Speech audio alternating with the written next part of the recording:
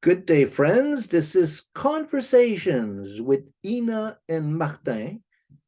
C.G. Jung's Aion, researches into the phenomenology of the self.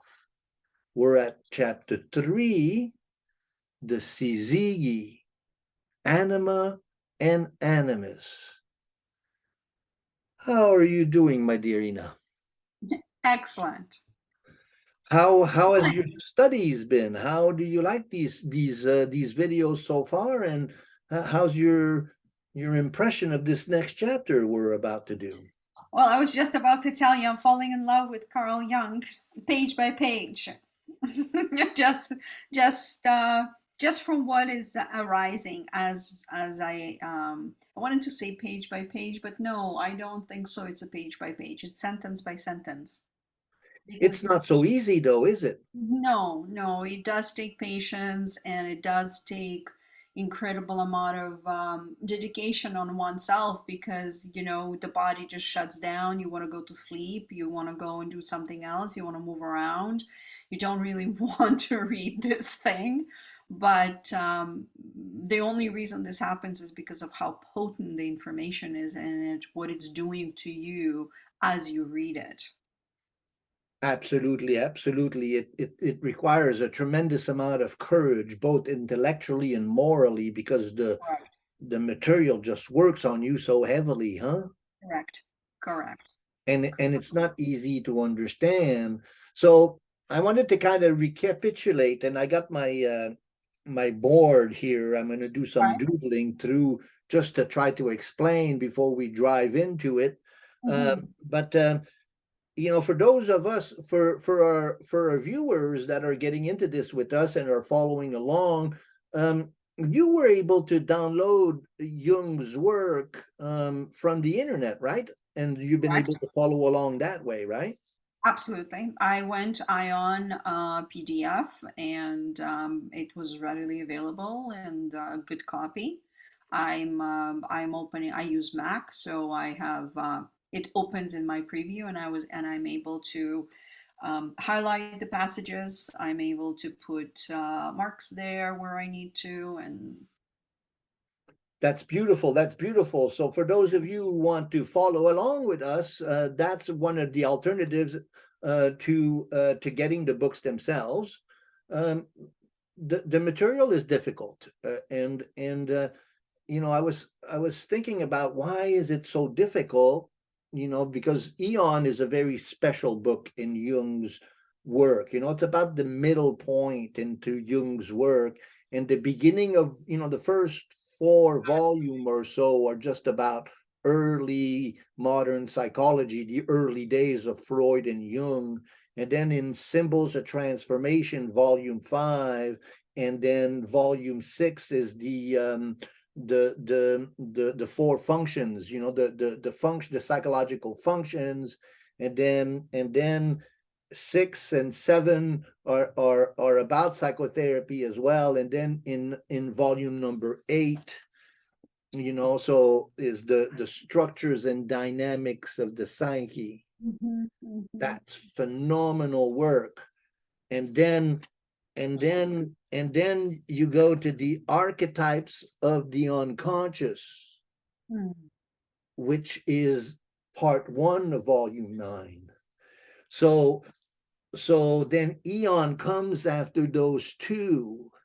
And so, you know, like in chapter 1, the ego was only 3 pages, right? 4 pages. Correct. And Yep. then we went into the shadow and it was like 5 pages. Now the Syzygy, Mhm. it's still fairly short, It is.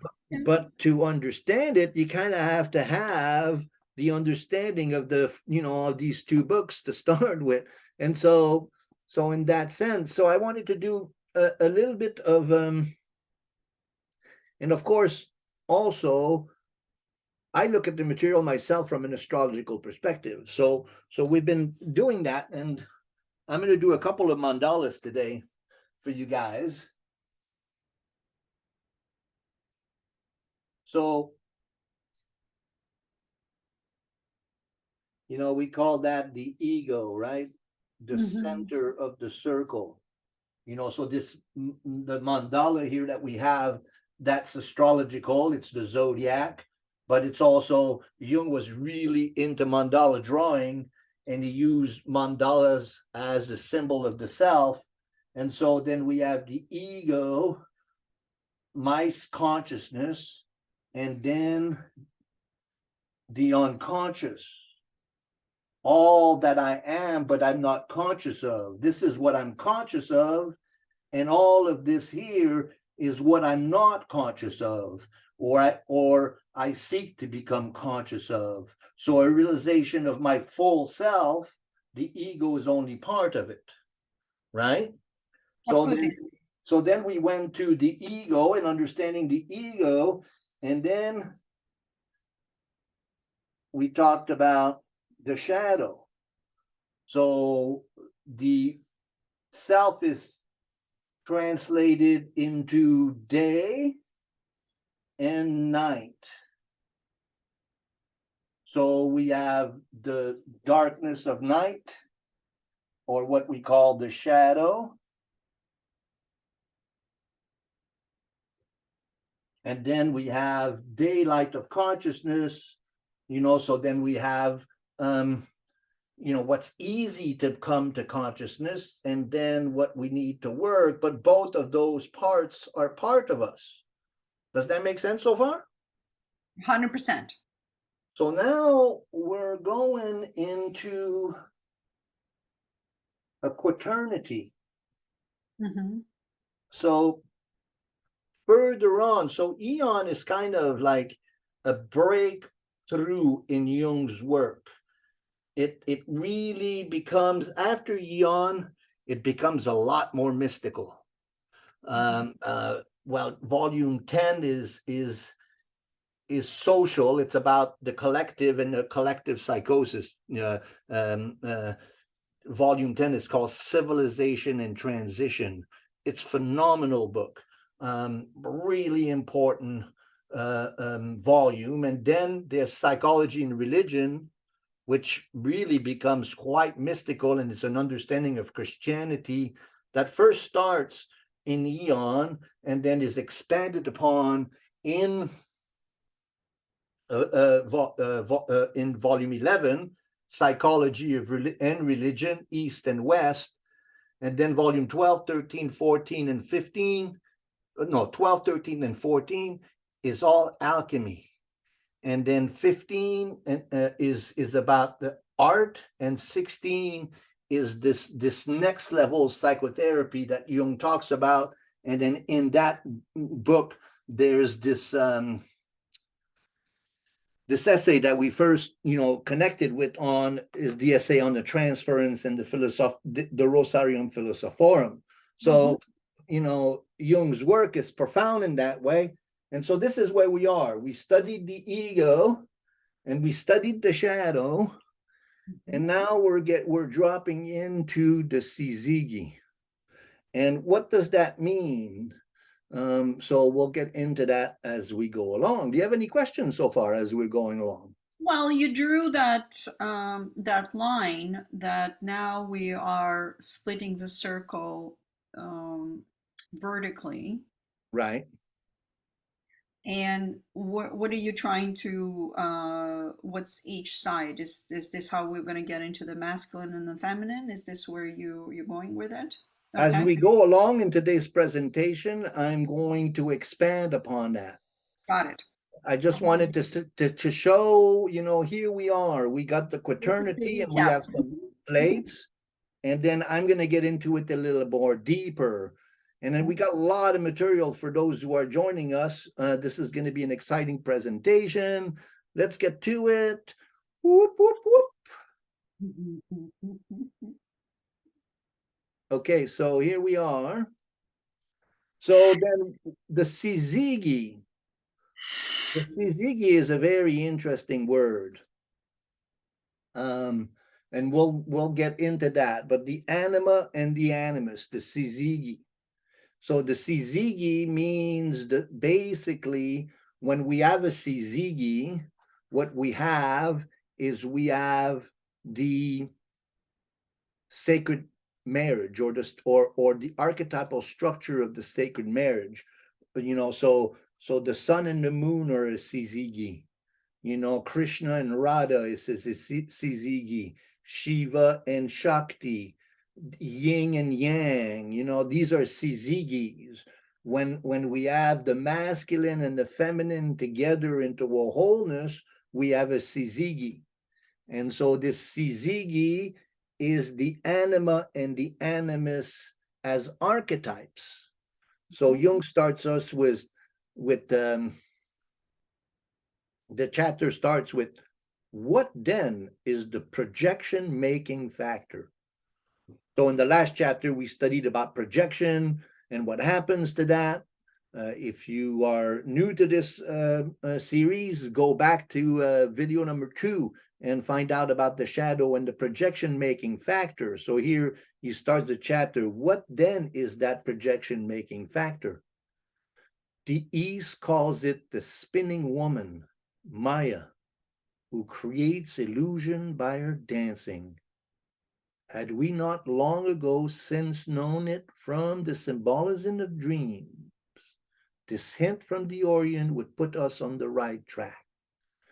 So really, you to experience the anima and the animus in an archetypal way, one must understand that the ego and the shadow, that's pretty straightforward. We're pretty confident that we understand what shadow is and what ego is, and we all have a conception of that. These are within our day-to-day talk. But Syzygy, anima and animus, now we're dropping into the deeper aspects of Carl Jung's work. And the only way you kind of experience of these archetypes is through your dreams and your dream symbolism. So in understanding and working with this material, you must drop into your dream work. And what we talk about in dream work is journaling your dreams. And in his practice, Jung, 60 years of practice, he analyzed over 90,000 dreams. And so this experience of these archetypes are through his study of dream analysis. And in these archetypes that show up in the dreams. So he says right off the bat is that if we didn't see this in the symbolism of dreams, then this hint from the Orient would put us on the right track. So the enveloping, embracing, and devouring element points unmistakably to the mother. That is, to the son's relation to the real mother, to her imago, and to that woman who is to become a mother for him. That's deep, huh? Very, and unnerving, I'll be honest with you, when I read that. And so what triggered you in that? Um, Devouring,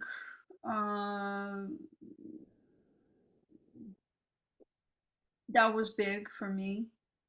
Mm-hmm. And I always kind of understood that the image, that the child sort of perceives, everything through the eyes of the mother, right? And through the eyes of the other, not necessarily just the mother, but the other, and the impact that the mother makes on her child, and that relationship, not just in a conscious world, as in, I do have a child and I do have two of them and I have one boy and one girl, and, my relationship with them, but it's also within oneself, that is the devouring mother that is taking place. And so that's big. So what he's saying is that this anima and animus and the perceptions of them that we have, we also see that in astrology, the mother being the moon and the son being the father, right? So this is This is why, as an astrologer, it's so important for me to study Jung, because it gives me a different definition, or an archetypal definition of astrology that's more alchemical and more psychological. And that's, my reading of the chart is quite different than most people, and that's because, centrally, because of this definition of the anima and the animus. Now, this anima and the animus, as we'll see later, they're really powerful archetypes, and they transcend, their inner concepts. Mhm. They're inner concepts that deal with the inner mother and the inner divine son, or the masculine and the feminine within me. Mhm. And so then the anima is associated with that great mother, and and the archetype of the mother, we can project it on our mother. But really, if we withdraw the projection and realize that what we're talking about is not the outer mother, we're talking about the inner mother. Correct. That's a very big step to get there. One has to understand how to withdraw projections, and Exactly. and really, we are being asked to develop a new relationship. We may have all kinds of trauma associated with our mother and our father, and that trauma affects the relationship, with how we relate to the inner mother and inner father. And the healing of the inner mother and the inner father becomes the healing of the outer mother and the outer father. Right.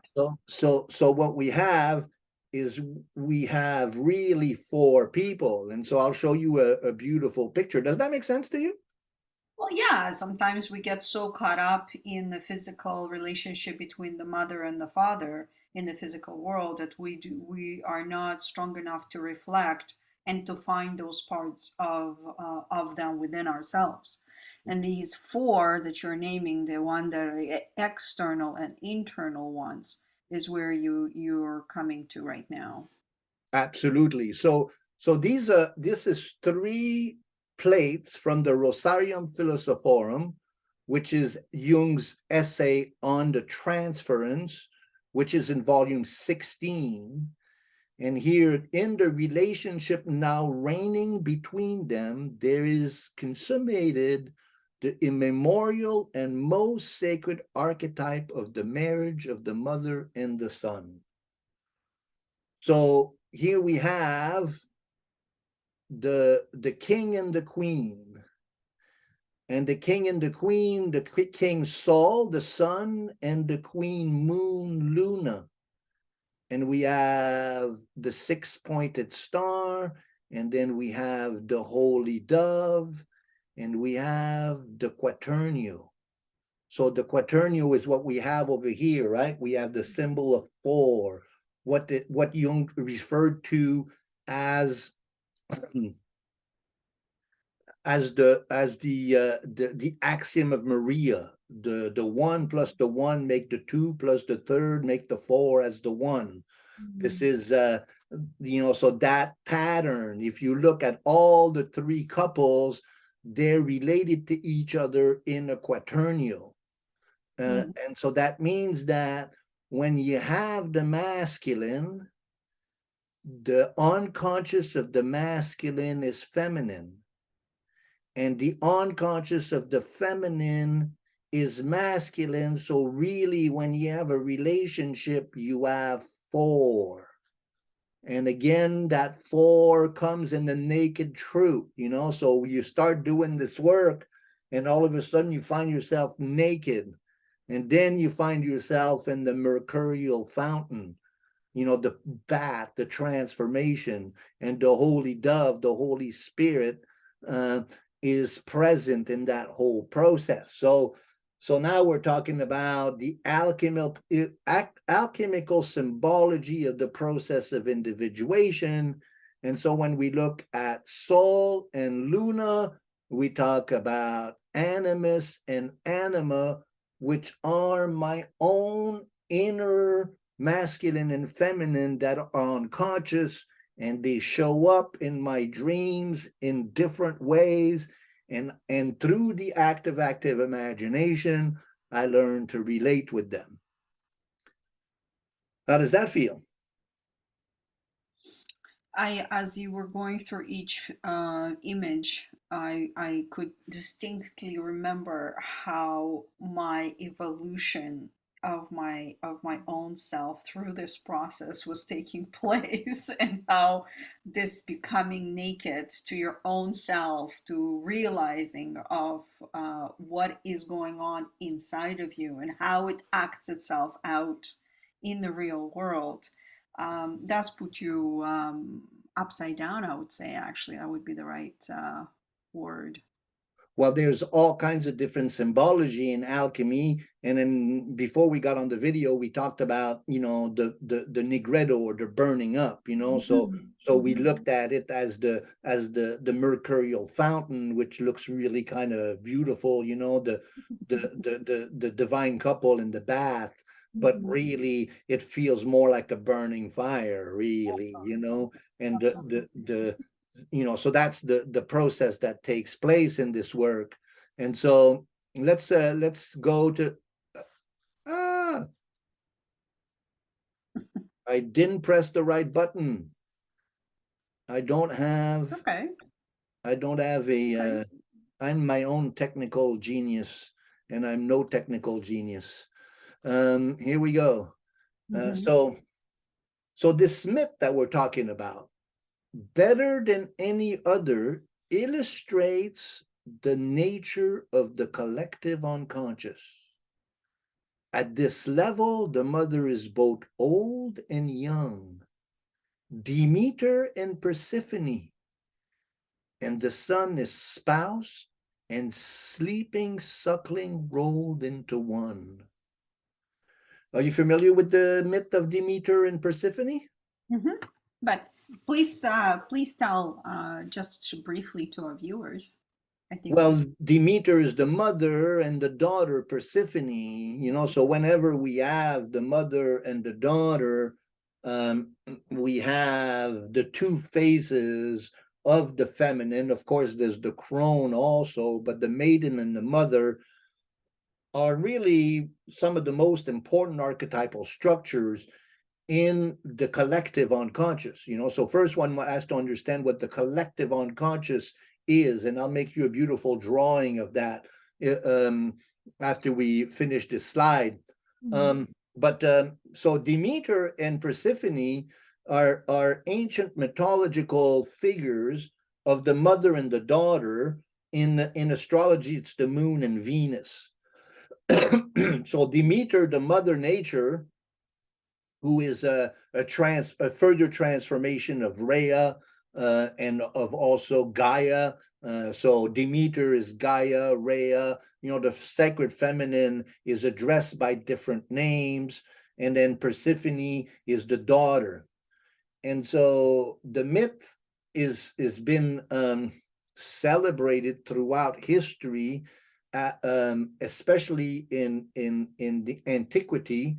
It was the Eleusinian mysteries, where um, mm, the myth of Demeter and Persephone was reenacted at the solstices and the equinox as part of the celebration of summer and winter and the change of seasons.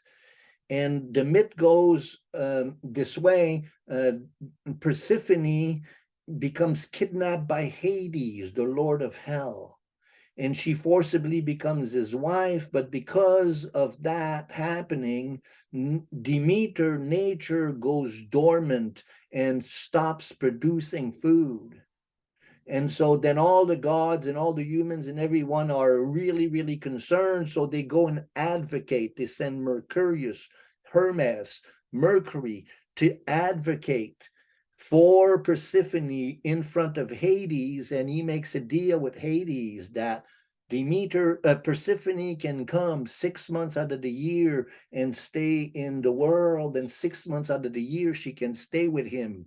And depending on who you talk to, she stays 3 months or 6 months. That depends on who you read the myth from. But basically, the rising of Persephone, of nature, from a dormant stage to an alive stage. And so this experience of the mother and the daughter, Jung with I'm trying to think of his name. Um, I can't think of it, but right now, but Jung and the gentleman that I can't remember his name, but he You're will not talking probably about pop up to you're me. not talking about Freud, are you? No, no, this is yeah, the name will come up soon for me. Sure, sure, But sure. they wrote a book together about the chore, the feminine archetype, and the point that they make is this relationship with mother and daughter and the rape of Persephone. Why Mm, does Demeter and Persephone are experiencing this, and this separation of the daughter and the mother, and the mm, experience of, the Persephone becoming, abducted by Hades, and what joins the mother and the daughter is that the mother also had to experience the same thing, mhm, the mhm, and then we start to see why the mother is rageful, when we talk about the devouring mother in the feminine archetype is constantly being confronted with the process of giving birth and of losing its virginal state.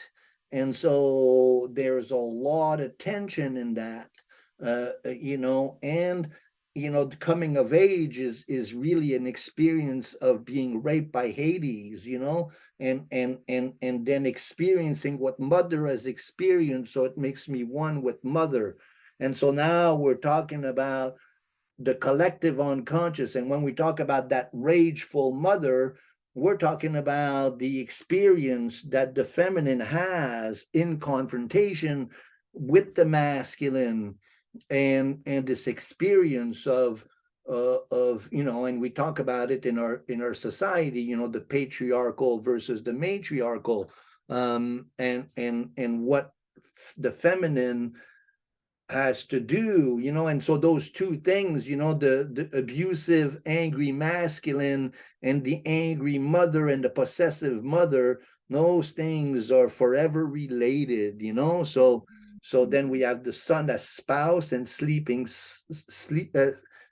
suckling rolled into one. mm. Did that all make sense? Of course, yes.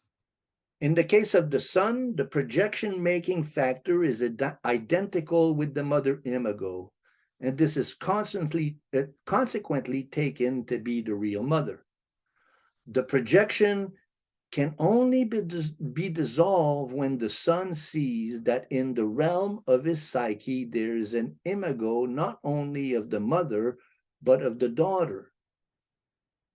So the projection can only be dissolved when the son sees that in the realm of his psyche there is an image, imago, not only of the mother, but of the daughter, the sister, the beloved, the heavenly goddess, and the chthonic Bodo.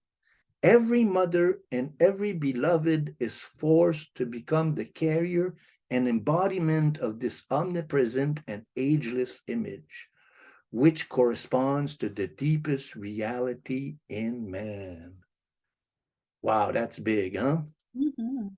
The deepest reality in man is So, this archetype of the sacred feminine. right. So this is for individual who is working through needs to see all these four parts of feminine four parts within its psyche. Mhm. Has to come to recognition. The man will tend to project this inner feminine on the daughter, the sister, the wife, the mother, and these will be experiences that will color. So Mm, now, when you're studying a chart, you're looking at how the man relates to the moon and to the Venus, mhm, and then how what's the relationship he has with those archetypal nature, he will naturally project them on his relationship with the feminine. So Mm-hmm. whatever issues are constellated in the chart will usually mirror what's going on in this man's relationship with the feminine. Now, Mm-hmm. he may experience all kinds of struggle with the feminine archetypes, with his daughter, with his wife, with his mother, with his sister, and the flavor of these troubles Mm-hmm. mirror the inner dissociation that he has with his sacred feminine.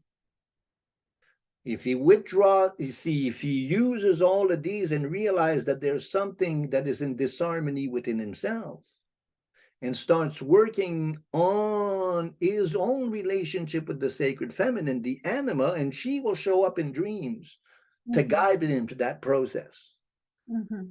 Then, so that's what Jung talked about in terms, so that's what Jungian psychology is. Depth psychology is to realize that if I have problems with relationship with the feminine on the outside, is because I have a problem with relating to the feminine on the inside. Correct. Got That's it. deep. Thank you. That's deep, huh? It's very, for sure. Well, it's very.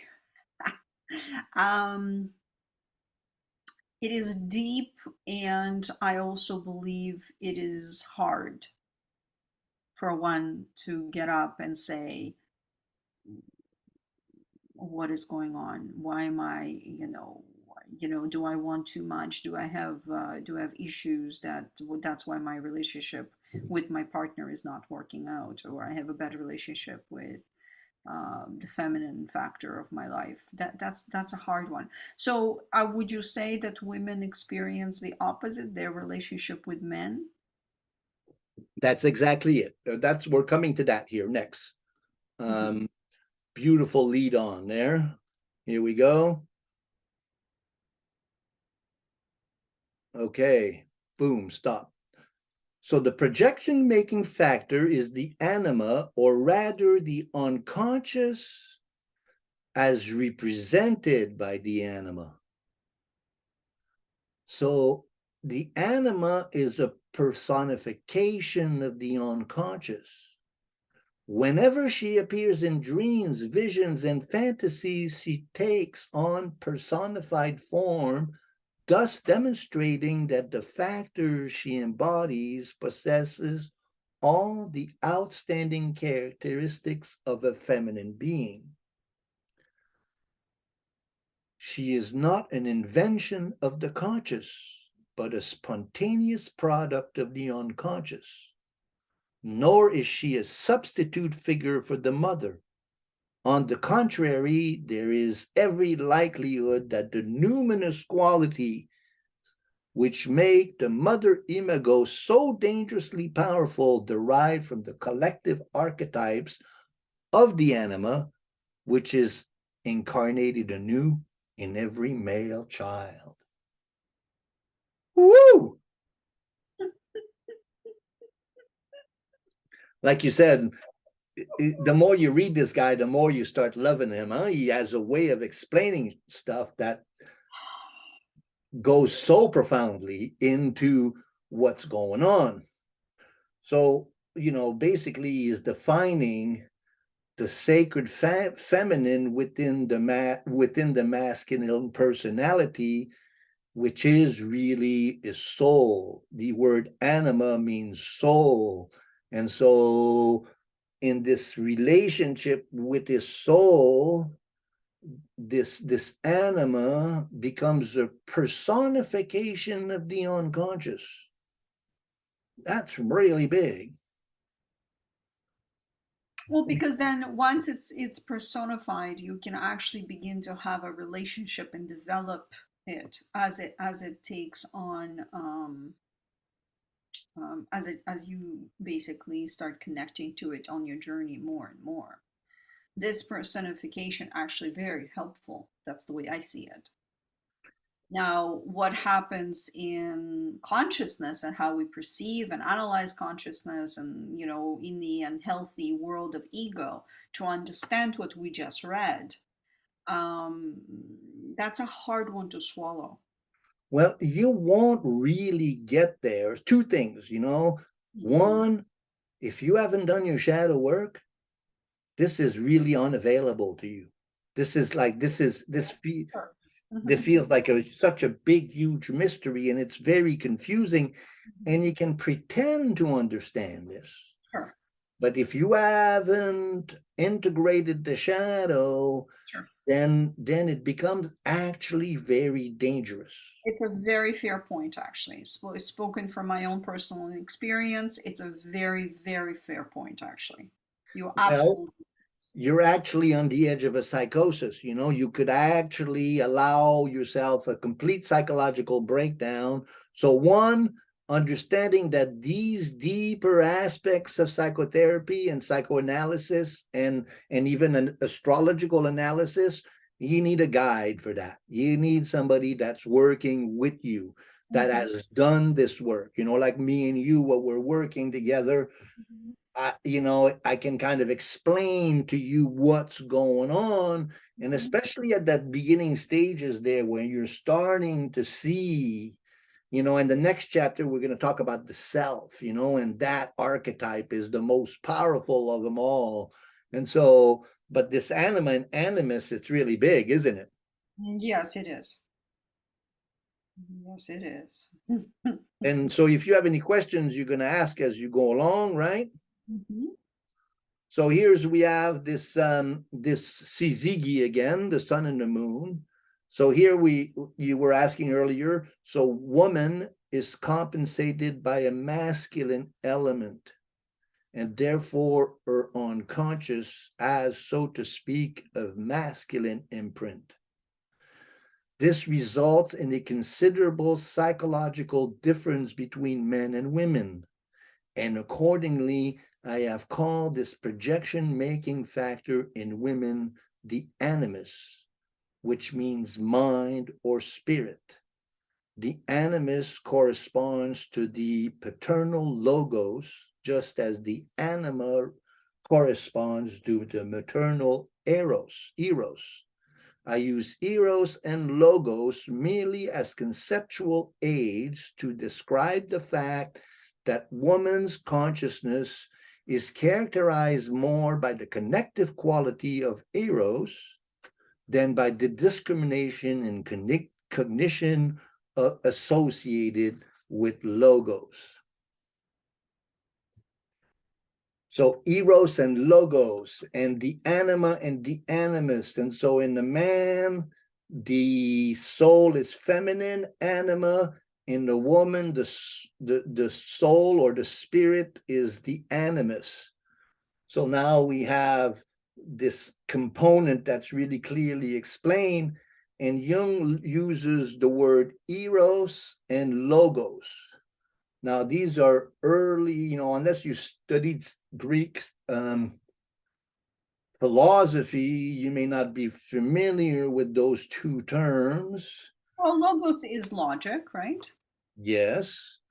Uh, And since he says paternal logos, that means that the female learns from the masculine parent, from a father usually, or any male figure in a woman's life. She will learn her logical thinking through the father, right? right. And that's going to be the driving force of her thinking process. And in the masculine, we they take this. How would you explain arrows? Eros is the principle of relating. So the man learns to relate Hmm. through his relationship with the mother. He Very learns powerful. I like that. to, Hmm. so the feminine, so this concept of eros and logos, we have two terms that have come to us from Taoist China, the yin and the yang. So the yin is the receptive and the yang is the creative. So then the eros is the receptive feminine of Chinese philosophy. And again, we have a Syzygy, right? We have eros and logos as a Syzygy. There's a myth in Greek mythology, a beautiful book by Eric Neumann, Eros and Psyche, or Amor and Psyche. And so that's a kind of the mythology that informs that those psychological principles. And so then we have the yin and the yang, so the receptive and the creative. So the logos is an extroverted giving form to things, where the eros is more introverted and seeks to have the depth of relationship with another.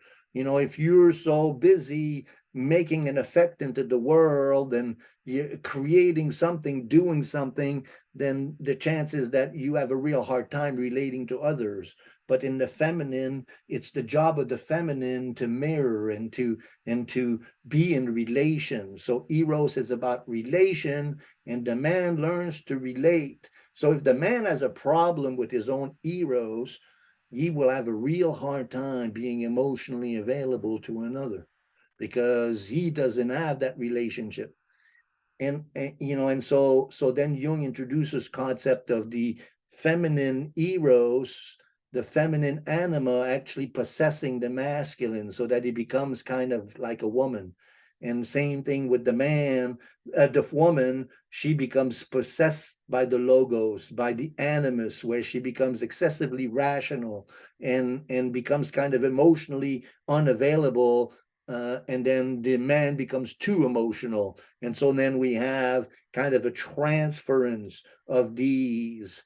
So then when we have a relationship, we have the masculine and his anima is feminine, and then we have the woman and her masculine. So then these are projected on each other, but sometimes they can be inverted, so that the man lives from the anima and the woman lives from the animus. And so, right in that quaternity comes every challenge in relationship. So that's the realm of relationship readings in astrology, and couples counseling in psychology. That's where, so now we've gone past the ego, past the shadow, and now we're in the realm of the Syzygy. Yeah, even as I listen to you speak right now and explain it, this is such a intricate journey to understanding that on your in what's happening within your own psyche, that I honestly have to say that if you would not be there for me to process it when I was going through this, I don't think I would have been able to do it. You do need somebody who can hold you and guide you so you can actually connect. And I remember when you were guiding me in the beginning, how much resistance I have within myself. Even though for me, shadow work, unhealthy ego work was 2 seconds. But when we came to this, and we came to this is why we came together. I found you, and we started working straight up from here. I remember how resistant I was when you were pushing me to do the exercises or trying to connect, and just nothing was making sense. And if I would read the Young back then, it was literally just gibberish.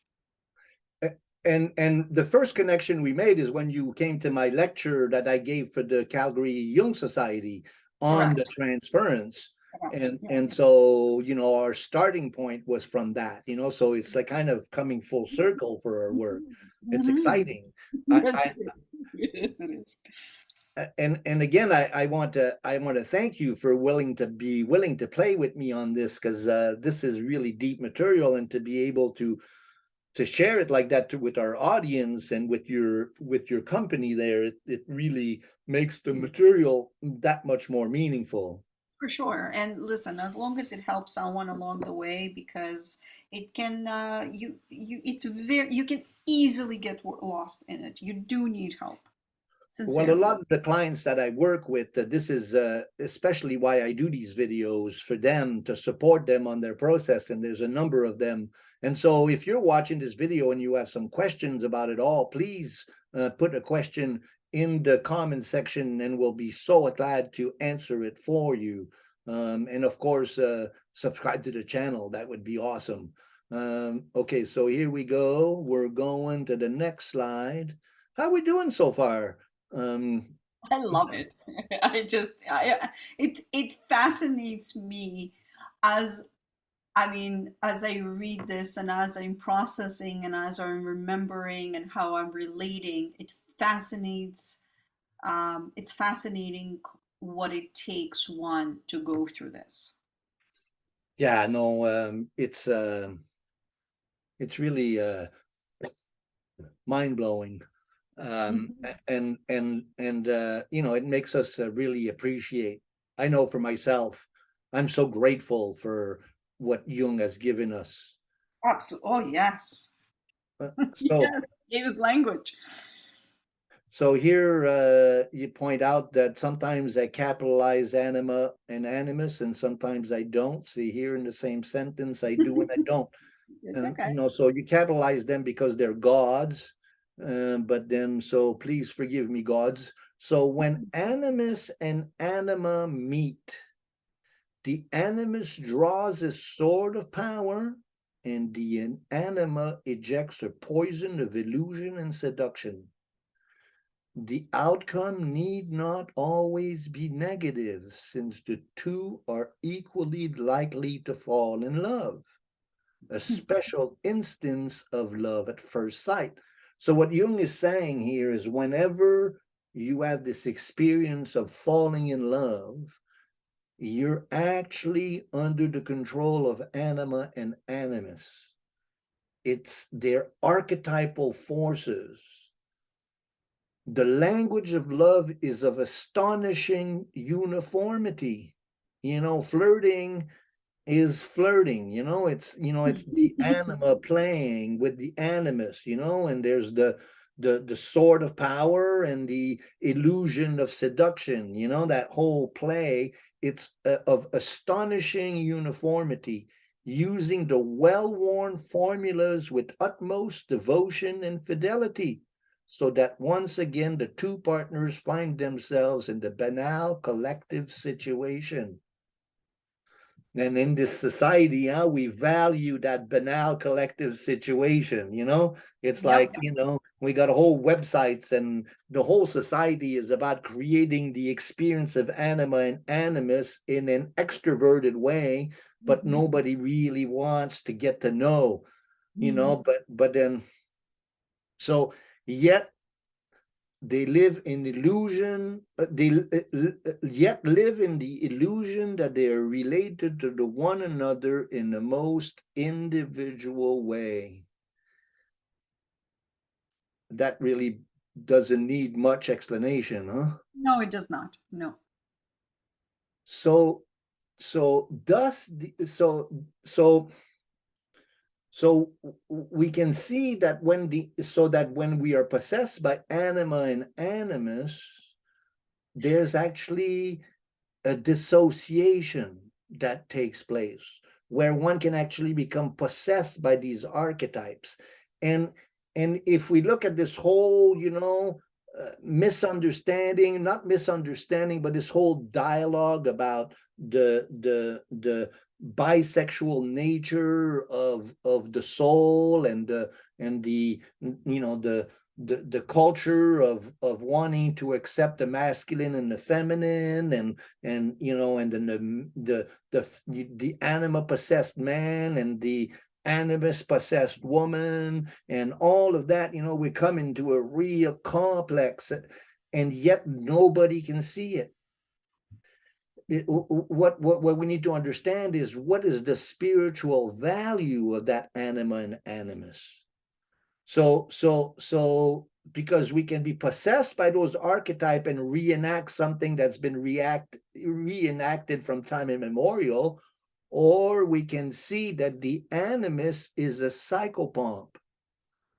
So Jung really likes this word, and it's a word that we use in astrology also to mean Mercurius, psyche, psychos, that's soul, and psychopomp is the guide of soul. So the animus is the guide of soul, a mediator between the conscious and the unconscious, and a personification of the later. So we can live the anima and the animus in an external material way and become possessed by them, or we can do the work of integrating them and seeing that they're voices and guides to the spiritual integration of the collective unconscious. The anima and the animus are the guide to our spiritual evolution. They become our inner teachers, our inner guides. That's really, really, when we start really understanding our relationship with them, they become the figures in our dreams that explain to us what is going on and what we're being asked to do. Just as the anima becomes through integration the eros of consciousness, so the animus becomes the logos, and in the same way the anima gives relationship and relatedness to a man's consciousness, the animus gives to woman's consciousness a capacity for reflection, deliberation, and self-knowledge. So we can play, the anima and the animus in a unconscious way in the world of seduction and conquering, or we can realize that these archetypes are inner concepts that help us integrate our fullness, so that's really big, huh? It is. I can only relate to this from my own personal experience, and yeah, it shakes your world. Mm-hmm. Nature is conservative and does not easily allow her courses to be altered. She defends in the most stubborn way the inviolability of the preserves where the anima and animus roam. It is much more difficult to become conscious of one's anima animus projections than to acknowledge one's shadow sign. Absolutely. I could not agree more on this one. It is so much easier to, I mean, listen, shadow work is inevitable, right? You cannot, you cannot get to this, like you said in the beginning, unless you do the shadow work. But this work with anima and animus and how it plays out in your day-to-day life and how it plays out and what happens to you, how you relate to the world around you. This is just like he said, naturally you are not capable, nature cannot be moved. Mm-hmm, mm-hmm. But Literally teed the as a doe teases. right, right, right. But to go back to the shadow work, most people resist doing the actual shadow work. And if Mm, we resist do the shadow work, then we become puppets of the anima and the animus. agree. And that's really, and then these two archetypes become shadowy archetype and they possess us. So what we experience as shadow and the interplay of anima and animus become the illusory factor. And so then now we understand the complexities of a relationship, the ego, the shadow, and the anima and the animus. To be able to formulate all that so clearly, what incredible man that Jung was, huh? Right. Just to be able to put it in such I mean, now I'm going to say plain language, but it just clearly dissects every single part of it for you to understand how the psyche is going through the process. To experience it, no, I'll be the first one to say it's not easy. But Well, and even to explain it is not easy. no, And and no, and it's not. and that he was able to explain it, Mhm, mhm. but then that we do the work to try to understand it, then Jung becomes a real person to us, huh? Oh yes, oh yes. And that's how I feel about my relationship with him. It's a transcendent relationship. So so here we are now. We're doing really good, aren't we? Yeah, yeah, I like it. I like the speed. I like the how we're going through it. Yeah. Not too much information? Not at all. Cool, cool. I Well, know not we for me. tried to do it last week and it was, go ahead. Well, not for me because I'm just I love it, right? So for the listeners might be too much, but for me, Well, I love it. we tried to do this last week and we both got overwhelmed and we thought, oh, we need one more week to study. Well, I think what happened last week, and we've talked about this before we started, is that as you read this material and as you get so tangibly in touch with it, it begins to um, erupt a lot of things that has not been addressed within one psyche yet, and it promotes more work. And I mean, we were getting ready for this lecture last week, and I can actually, there is so much has happened in terms of my inner work that I cannot even remember that we missed that week. Right. I don't even recall that we actually missed the week. By the way, speaking about missing a week, happy birthday, Martin. Oh, thank you, thank you, thank you. I think our listeners need to know that you've accumulated another year of beautiful experience. Terrifying experience. And that's a perfect leading to this quote here, and the way it ends. But thank you. I won't, I thank you for celebrating my birthday and sharing that. Oh, 64 years old. Oh my God. Who would have known? Whew. So I mention all of this to illustrate the order of magnitude to which the anima and the animus projections belong, and the moral and intellectual exertions that are needed to dissolve them. Not all the contents of the anima and animus are projected, however. Many of them appear spontaneously in dreams and so on, and many more can be made conscious through active imagination. So this active imagination, this is one of the greatest gifts that Jung gave us. Some of it call it art therapy. It's to give a voice to the anima and animus and to the contents of the unconscious through the act of actively using one's imagination to express them creatively through paintings, through poems, through dancing, through any kind of creative expression that allows the content of the unconscious as presented by the anima and the animus to be expressed in one's life. It becomes my relationship with the anima and the animus becomes my relationship with the inner gods who guide me in my creative expression of my relationship with them.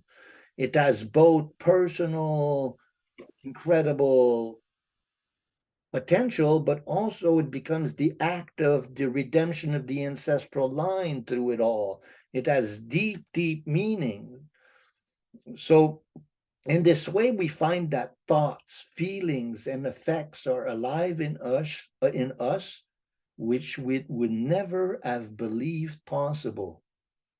So through this work of active imagination, working with our dreams, becoming conscious of anima and animus, they guide us to realizing the finer aspects of our nature, and especially they help us resolve our neurosis and find our true purpose in life, which is what we do in astrology. We help people realize their full potential. So this is the method that Jung taught and that we apply also in our astrology work. No one without experience in this field can be expected to understand the real nature of anima and animus. With these reflections, one gets into an entirely new world of psychological experience, provided, of course, that one succeeds and realize it in practice. Those who do succeed can hardly fail to be impressed by all that the ego does not know and never has known. This increase in self-knowledge is still very rare nowadays and is usually paid for in advance with a neurosis, if not something worse.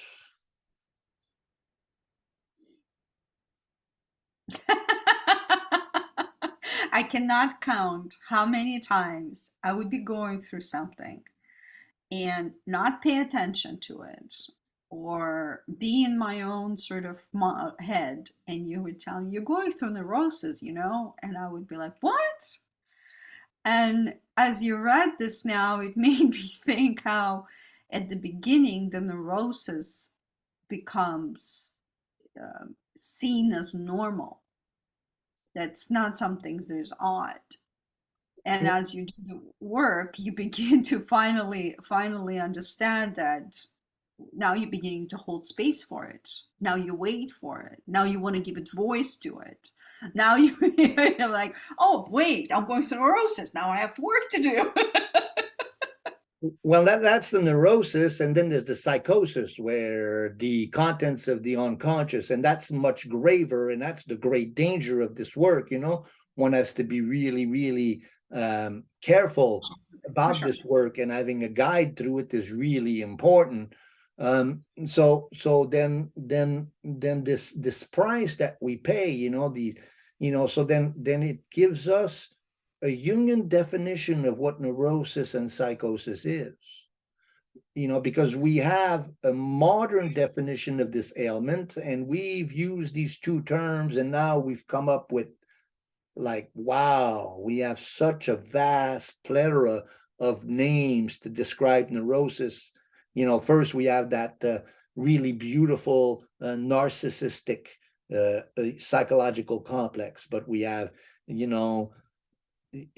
there's so many acronyms, um, uh, you know, short attention span, and we have so many psychological illness nowadays, um, and we treat them through pharmaceuticals, for the most parts, and some of us are trying to go with psychedelics, to try to resolve the conflict and this process. But Jung never advised any of that stuff. As a matter of fact, he said that drugs are a case of possession, and we can't really recognize the archetypes. And then in the medication, if you're taking medication, then you're Jung says you're living in the 19th century in terms of your definition of psychology. Jung looked at psychology as the science of the soul. And so soul illnesses can only be resolved by soul work. And the soul work first starts with the integration of the shadow, then a relationship with anima and animus, and then one penetrates into a world, an archetypal world, where one starts to really see what's going on. But usually you have to go into psychosis or neurosis, and what that is and the next chapter is about the self. The self is the one who brings on the neurosis.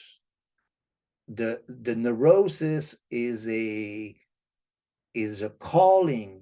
The uncomfortability that we feel in this tension of opposites is actually the soul, the self, calling us to a further realization of our relationship with the inner God.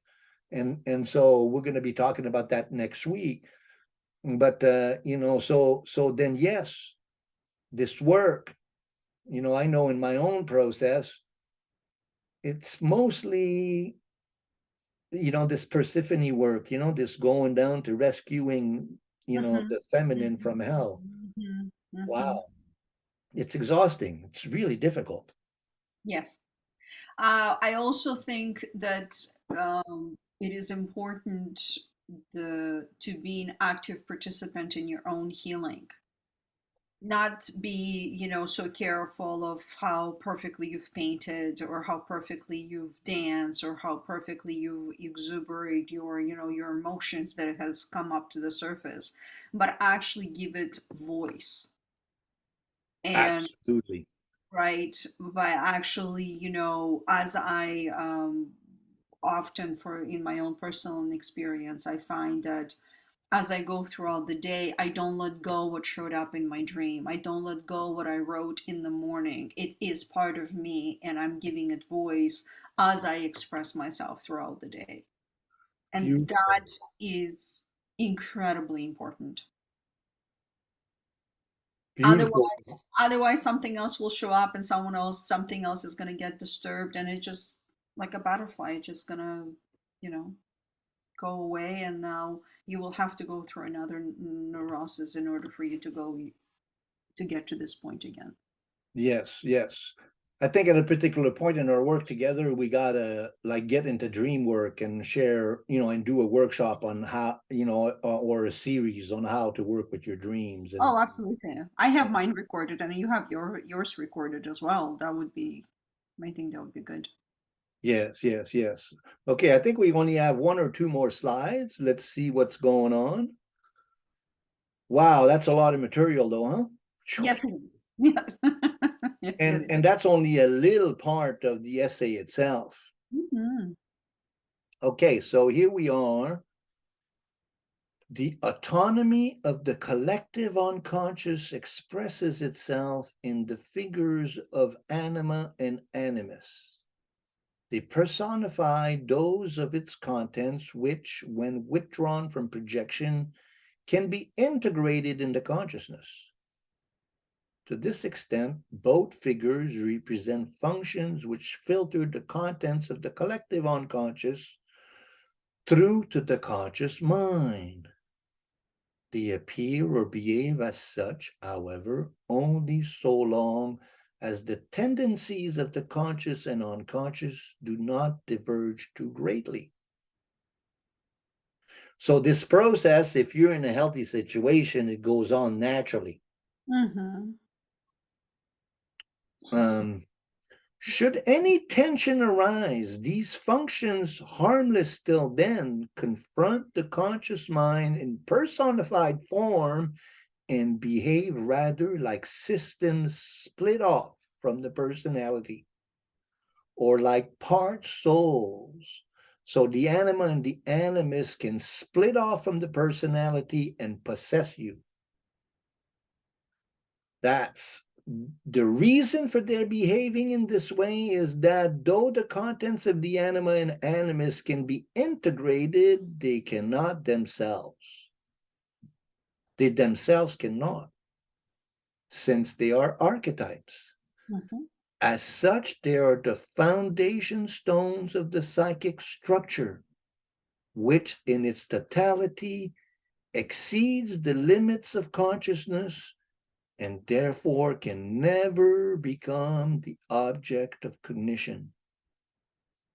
This is extremely important from the therapeutic standpoint because constant observation pays the unconscious a tribute that more or less guarantees its cooperation.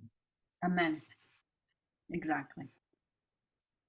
So if we don't do this work, we have a risk of them possessing us. And now this is not just mere shadow now. This is neurosis and psychosis. This is like Absolutely. really grave Absolutely. split. It's like somebody's like coming over and taking over your life, and you are nowhere to be in sight. Absolutely. Mhm. The real you, right? Absolutely. What Jung called the self, which is the next chapter Yes. in this incredible book. I think we have one more slide. How do you feel so far about this presentation? I like it. It's to the point. I honestly truly like the quotes that you've picked from the chapter. They do build up to understand what's the greatness and grand of impact of not addressing this work. Um, I like it. I still get shivers as I listen to you. Well, and me too, and I'm like really thrilled. This is exciting, really fascinating. But that last sentence, huh? Engaging with the unconscious conscious guarantees it's cooperation. That's right. And I am conscious. I'm so conscious of it now that I can vouch for it. It has to be part of your work. Has to become your inner work. Has to become your daily operation of existence. You're buying groceries, and who is buying groceries within you? How mindful are you at your state of consciousness that you're in right now? You're constantly in mindfulness of your own self as you interact with the world. Or when I'm speaking to you, am I putting on a persona to make sure that everybody likes me and I'm good, or am I staying truth of what is arising? And most importantly, I am paying attention what happens to you when I'm interacting with you. Am I scared? Am I, do I feel resistance? Do I feel like I don't want to do this anymore? Or am I open-hearted and I'm free and I'm present and in love with what we're discussing, right? Mm-hmm. The moment the irritability arises, the moment there is some sort of resistance comes up, Right. regardless of the strong emotions that take place and take you out of balance, this is it. This is it showing you what's happening to you, Right. because it is so easy to catch up on well, you know what, Martin didn't put a capital A versus a small a, Martin didn't draw a line straight, but like it is so easy to get caught up in that narration that it takes you away what really, who is driving those thoughts, who is driving those emotions.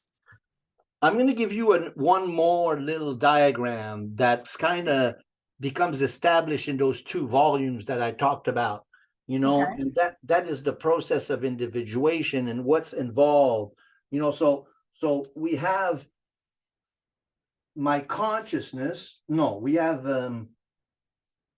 yeah, okay, so yeah, no, I see, no, personal. So there's me, personal, and Hmm. there's collective. Yes. And then there's unconscious. So this line here separates the personal from the collective. Okay, good This clarification. line here separates the conscious from the unconscious. Hmm. Hmm. So we have personal conscious, we have personal unconscious, Hmm. then we have collective consciousness, and we have uh, collective unconscious. Hmm. Those are the four polarities. So the collective consciousness, that's called the persona. Persona, that's the mask that I wear. Hmm. Hmm. That's the mask that's given to me as a child by my parents, by my education. I'm Hmm. born in this family, Hmm. where, my dad is this, I am that, I become this, I become trained by society. Hmm. My persona, I'm a doctor, I'm an insurance salesman, I'm an astrologer. That's my persona. Hmm. Now, this persona in the process of life, when we come to a crisis, it falls apart. And then that's when the persona falls apart that we start developing a personal consciousness, or we ask the question, who am I? Right?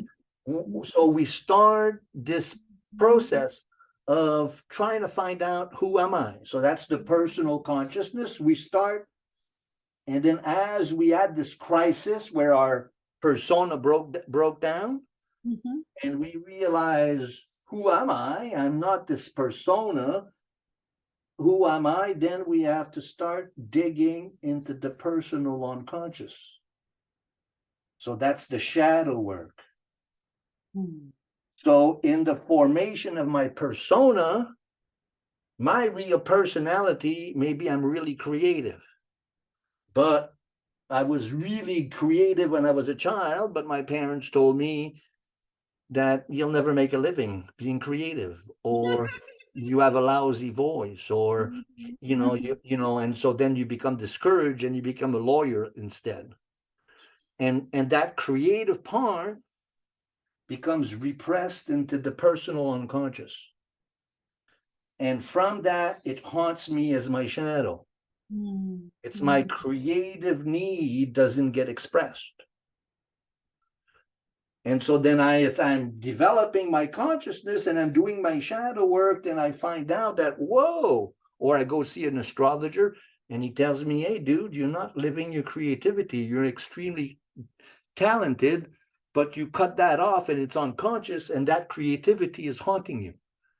Your neurosis, your shadow is haunting you and wants to be integrated. So we do the work of integrating the shadow, and then we find out, wow, I'm really creative. I love music, I play, so then we become more fully a person. We've integrated the personal unconscious. In the process of doing that, we start realizing that there's stuff that's collectively unconscious, that my fear of abandonment or my repressed creativity, it's actually ancestral and it's collective, and that my mother suffered from the same thing, and that my father had to give up the same thing, and that, all of a sudden I realized that these are collective unconscious process. And then that's when the anima and the animus, they're part of that, and they start showing signs of that personality, of that. Now, a neurosis is when my shadow harasses me. A psychosis is when collective unconscious things take over personality. It's like possessed by collective unconscious archetypes. I become the psychopath, I become possessed with rage, I don't know what took me over, we become possessed by that. So the process of individuation and wholeness is to integrate these four parts and to learn how to be whole as a human being. That's a little bit of a basic. This was good, Mark. With that? It was very good. Cool. Very helpful. Absolutely. Clear, edible. I did this workshop for a Jungian society in the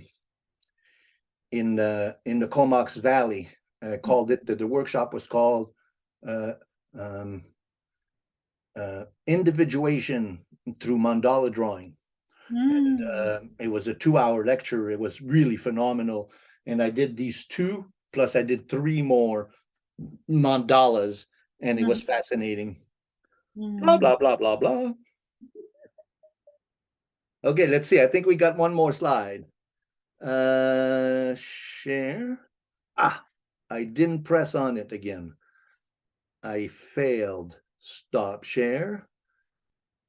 One day I'm going to become a big star, and I'm going to have people doing my tech work for me.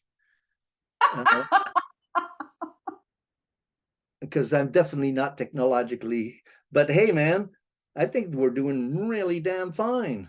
Spectacular. I mean, it's so exciting to get these things out, and my viewers are used to it. I'm not deeply skilled in the technology aspect, but I show up with some really far out material. So this is something really exciting, and I'm going to close this whole presentation with the personal realization of mine. But so together, the Anima and the Animus, they form a divine pair, a Syzygy.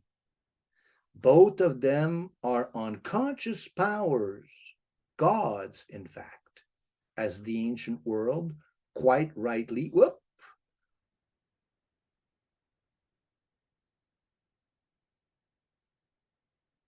as the ancient world quite rightly conceived them to be. So, when in the New Age we talk about the sacred masculine and the sacred feminine within us, that's the anima, and the animus, that's the Syzygy.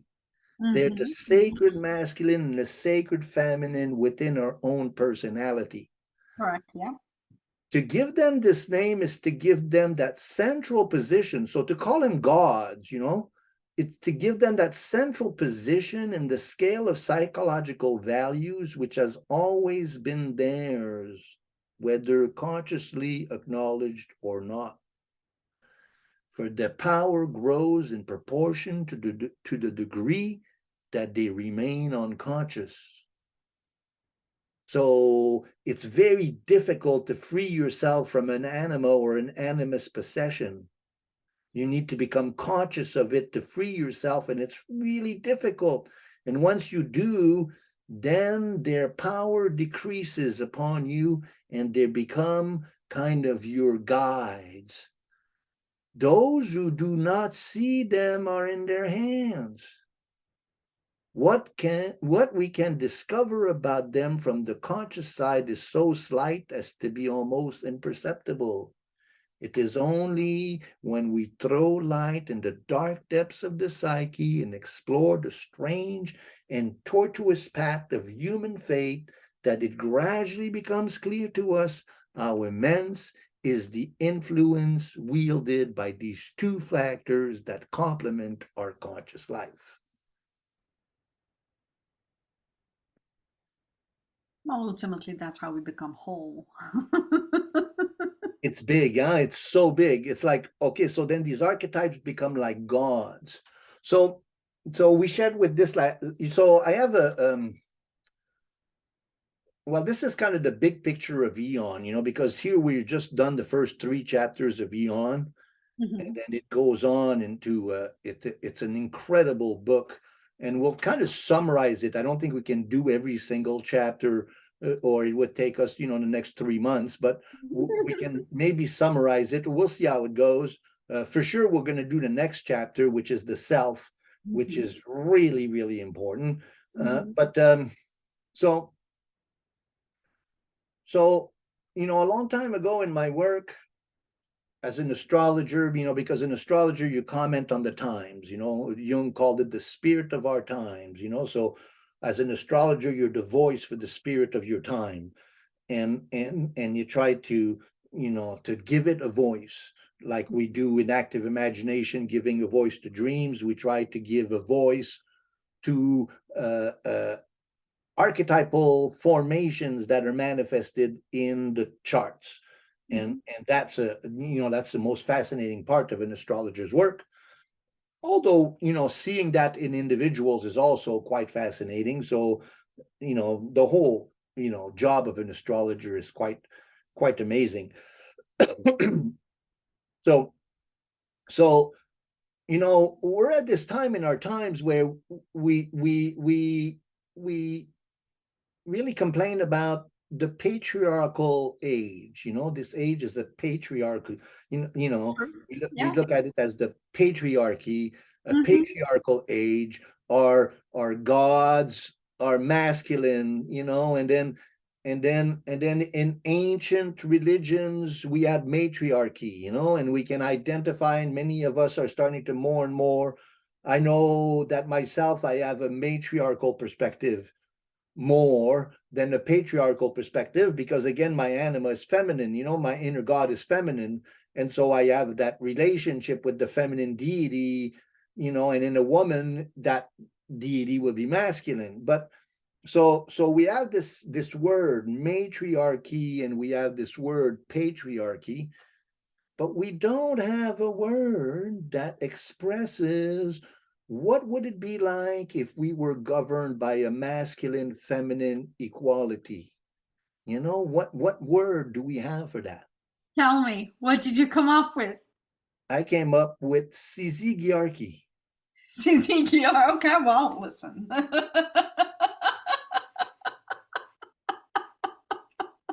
Well, to But me, it's true. Amen to that. that to me, that's how important that concept of Syzygy is. And that's what the rest of the book Aion states. Basically, it's a psychological commentary on the age of Pisces and the Mhm. patriarchy, and it announces the age of Aquarius, which is really the basic structure of the age of Aquarius is a Syzygy. It's a masculine feminine unity within the self. And we see that kind of percolating in consciousness through all of these things that were, people wanting to be, when people want to be addressed as them, they want to be addressed as both masculine and feminine together, right? That's the Syzygy. But it's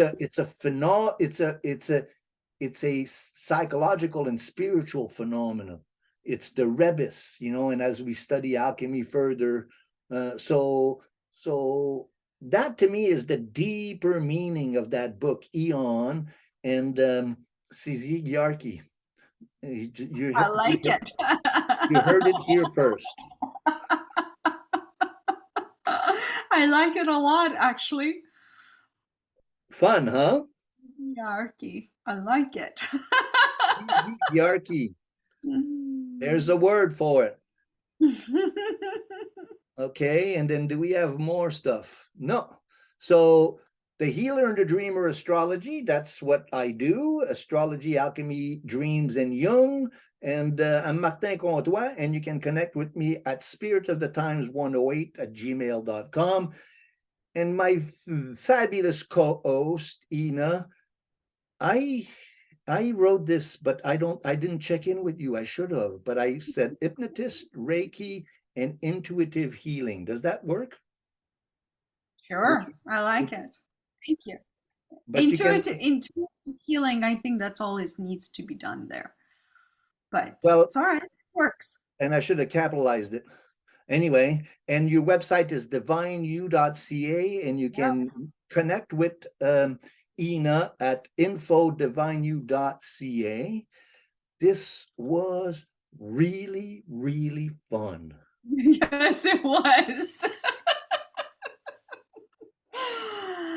Listen, this is an important work. And those that listen to the end of this video, I really hope that we've created some sort of a trajectory in the ripple effect where the healing would take place, because it is incredibly important for every individual to go through what they're going through, or at least give it meaning, Well, give it voice, give but it an explanation, instead of spinning in the same, mess and trying to figure it out what it is on their own, that they can actually look into it and say, okay, wait a minute, there is, something is going on there, and there is meaning behind it.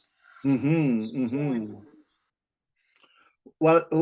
Well, again, I want to express my gratitude. I've been looking for somebody that would, be courageous enough to sit with me through this really difficult process of explaining these things. And I think, to be honest too, I think that I haven't really been completely ready to get on this level. Okay. Um, and so it's been really cool to articulate these three chapters, and the first one was a little bit, and the second one, but then this third one where I think we're really hitting our stride now, huh? We're showing our light in the way that it's meant to be seen. Yes, I agree with you. Awesome, awesome, awesome. And then the next chapter, I know you've had trouble reading that last one, but the next one is even more dense. So I'm going to wish you good luck, and then we'll thank you so much for following this. Please subscribe to the channel, and we'll see you next time. Thank you, Ina. Of course, Martin. Whoop, whoop, whoop, whoop, whoop.